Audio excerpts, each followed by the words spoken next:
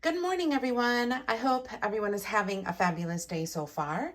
So today in this video, I am going to be cooking in the crock pot. I've got my crock pot right here, all ready to go, and all of the ingredients here, with the exception of salt and pepper, some seasoning that I need to get out. So for this recipe, I am just basically throwing this together myself. This isn't anything that I found online. So if you wanted to do this recipe, that's great. Just, watch the video, or if you want to just, kind of use this video as an ASMR and just kind of relax and watch me cook, you can do that as well. So today we're going to be cooking some chicken thighs. Now these are fresh, boneless, skinless chicken thighs. I believe there's 4 or 5 of them in here. I'm not real sure, but you can see that they're still frozen, and there is a reason for that. Usually potatoes and carrots take a really long time to cook in the crock pot. So I did take these out the night before and put them in the fridge, but it doesn't matter. They're still frozen, which is fine. So I have some gold little potatoes here that we're probably going to cut up in fourths. I have some stovetop chicken stuffing, Land O'Lakes butter. I have a can of chicken broth, and I also have a can of cream of chicken soup.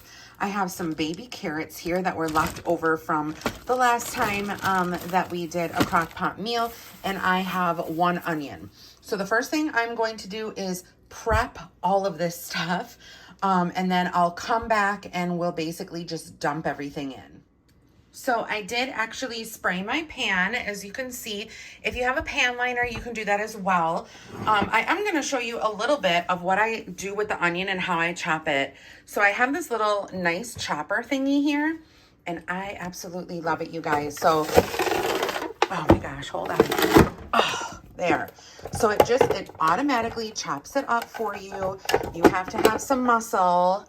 But yeah, for the most part, it's pretty easy to do. It's just kind of loud and obnoxious a little bit. But anyway, you just kind of push down. It almost sounds like a gunshot. But anyway, you push down onto the onion, and oh my gosh, my eyes are starting to water because this onion is, push down. Oh, push down. Oh my God. Blooper. Oh my God. Oh, my eyes. Okay. And now that I took a moment and wiped everything off, I chopped up the rest of the onion and I put them in the crock pot. Now, what I would do for this recipe, because when I went to the grocery store, they did not have a crock pot packet, like a seasoning packet for chicken in the crock pot. Usually what I'll do is I'll just pick up one of those packets, I'll dump everything in, a little bit of salt, a little bit of pepper, and I'll just spray the packet or sprinkle the packet over the chicken and close it and let it cook. But they didn't have the packet. So after every layer that you put in the crock pot, you are going to want to salt and pepper. So I've got the layer of onion, we're gonna salt and pepper. Okay. So I decided midway through that instead of doing the potatoes, because we're going to have the stovetop in there as a carb, I'm going to do broccoli instead.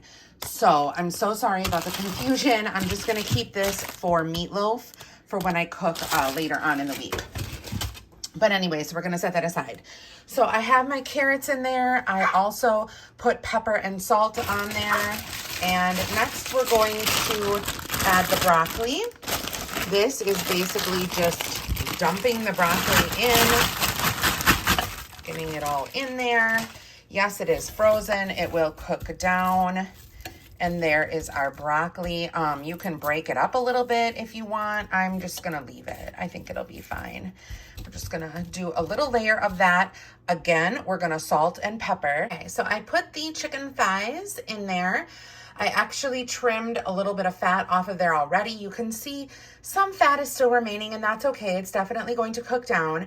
I put salt and pepper on top of that. Next, what I'm going to do is I'm going to mix together some chicken broth and cream of chicken soup in the bowl. I'm gonna mix it all up there, make sure it's incorporated, and then I'm going to pour it over the chicken and the broccoli and the carrots and the onion. Actually, first, what I'm going to do is I have some ranch seasoning by Hidden Valley. I'm just gonna sprinkle that over the chicken, so it gives it a little bit more seasoning in there. There we go.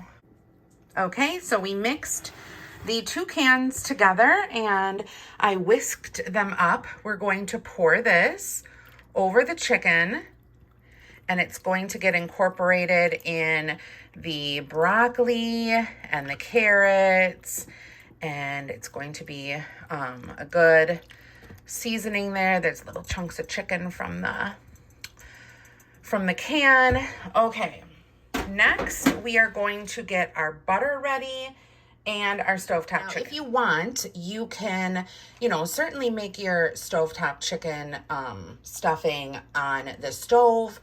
I just like doing 1 pan and you're done type of thing.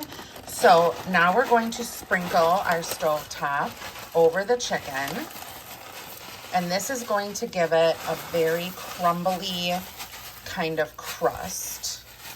We're gonna get it all those seasonings too from the stovetop is going to be incorporated into the chicken as well. So you're gonna have a nice kind of crumbly coating on top of all of the chicken thighs.